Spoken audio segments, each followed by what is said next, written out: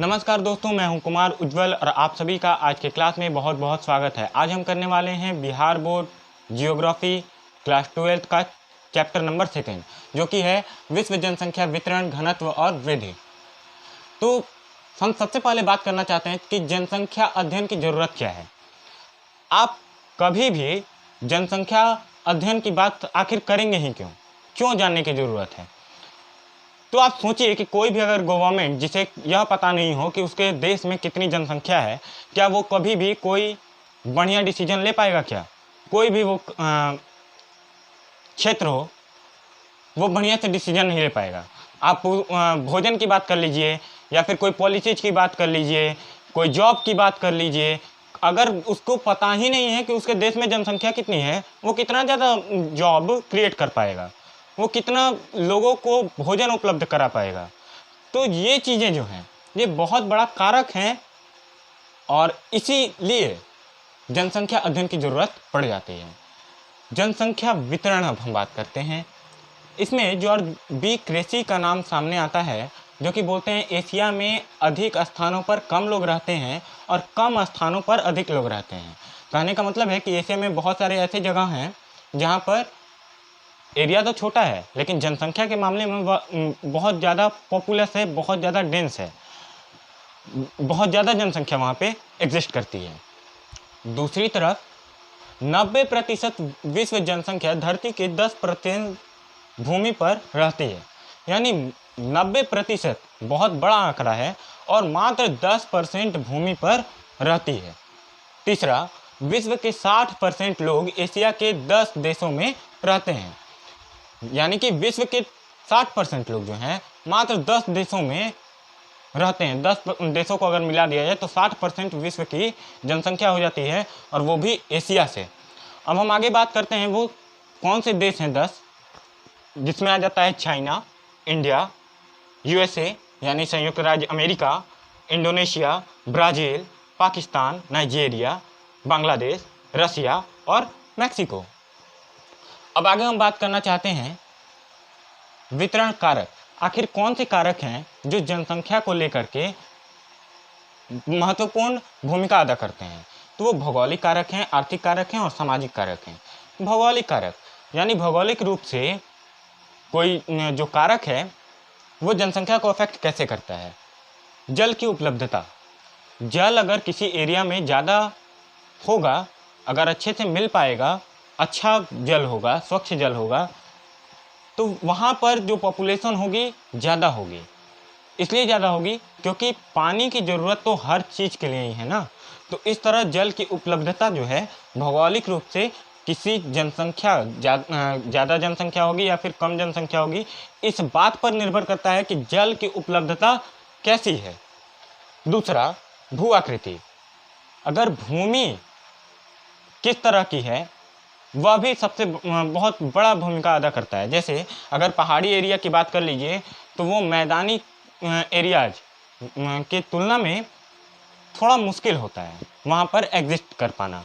तो इस तरह से हम यह पाते हैं कि भू आकृति भी जो है बहुत बड़ा कारक सामने आता है।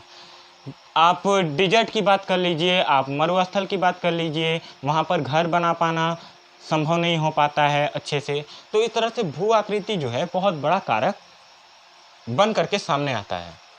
जलवायु, जलवायु क्या है, जलवायु किस तरह से अफेक्ट करती है? तो अब इंसान को एग्जिस्ट करने के लिए, रहने के लिए इस तरीके के इन्वायरमेंट की ज़रूरत होती है, वातावरण की ज़रूरत होती है कि बहुत ज़्यादा गर्मी भी ना हो और बहुत ज़्यादा ठंड भी ना हो, यानी एक नॉर्मल जलवायु की ज़रूरत होती है। तो इस तरह से जलवायु जो है जनसंख्या के वितरण में एक कारक के रूप में सामने आता है। आप बात कर लीजिए हमारे ही देश के जम्मू कश्मीर की, तो जम्मू कश्मीर में बहुत ज़्यादा ठंड पड़ती है, तो बिहार और यूपी के तुलना में वहाँ पे जनसंख्या जो होगी कभी भी कम होगी। और बिहार और उत्तर प्रदेश जो है, क्योंकि यहाँ पे क्लाइमेट जो है, यहाँ पे वातावरण जो है बढ़िया है, जलवायु बढ़िया है, तो इस तरीके से यहाँ पर जलवायु के कारण ज़्यादा पॉपुलेशन हमेशा रहती है। आप राजस्थान की बात कर लीजिए, वहाँ पर गर्मी में 50 डिग्री सेल्सियस चला जाता है, और 50 डिग्री सेल्सियस इंसान के लिए ज़्यादा सूटेबल नहीं है। तो इस तरह से राजस्थान का जो एरिया है वो भी बहुत ज़्यादा सूटेबल नहीं है। तो इस तरह से जलवायु जो है वो जनसंख्या के वितरण में महत्वपूर्ण भूमिका अदा करती है। अब मृदा की बात कर लेते हैं।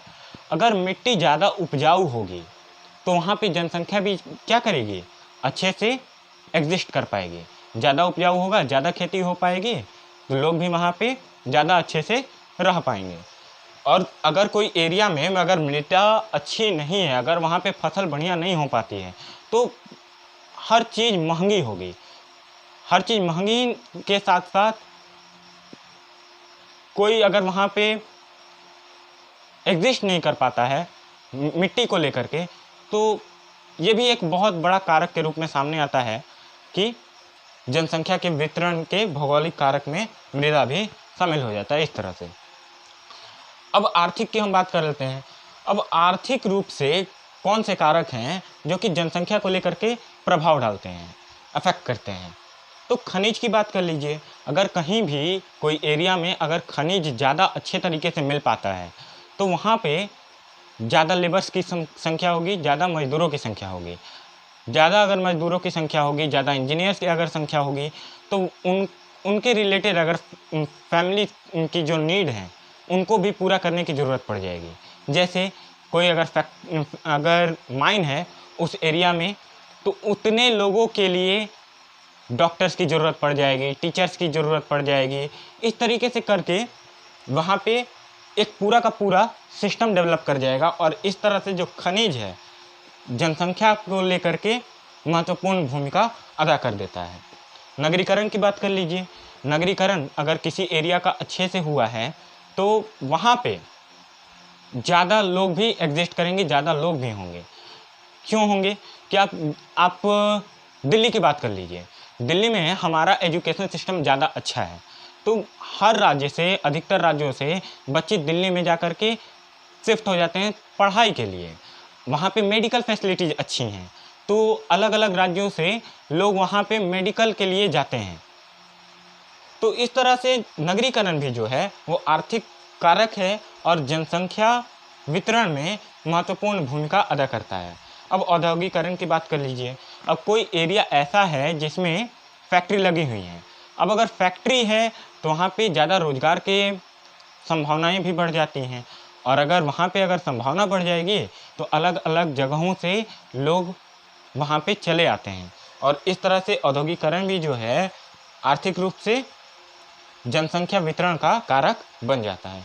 अब सामाजिक कारक कौन से हैं? सामाजिक कारक वो होते हैं जो सामाजिक रूप से जनसंख्या को नियंत्रण करने का काम करते हैं, कंट्रोल करने का काम करते हैं।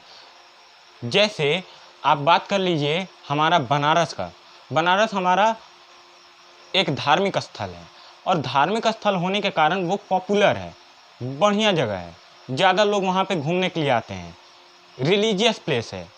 तो इस तरह से धर्म स्थल है और इस कारण वहाँ पे लोगों की संख्या जो है ज़्यादा है। आप अजमेर शरीफ की बात कर लीजिए, आप देख पाएंगे कि धर्म स्थल किस तरह से रोल कर रहा है जनसंख्या के रहने के लिए, एग्जिस्ट करने के लिए। तो इस तरह से जनसंख्या वितरण, घनत्व और वृद्धि में आज हमने वितरण के बारे में बात किया है और वितरण के कारकों के बारे में बात किया है।